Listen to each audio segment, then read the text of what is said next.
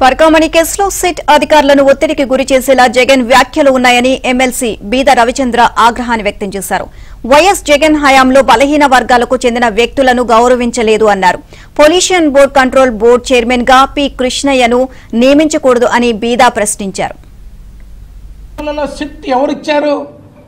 Supreme court ఆదేశాలతో SIT నియమిస్తే ఆ SIT మీ పాపాలు బయటకు తీస్తుంటే సిట్ అధికారుల మీద, సుప్రీంకోర్టు నియమించినటువంటి సిట్ అధికారుల మీద మీరు ఎదురుదాడి మొదలుపెట్టారు.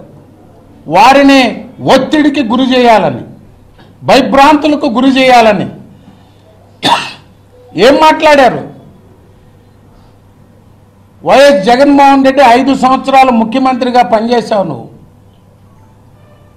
బలహీన వర్గాలకు చెందిన పి కృష్ణయ్య గారు pollution control board chairman. Pollution control board చైర్మన్గా ఆయనకు అర్హత లేదా? తిరుమలలో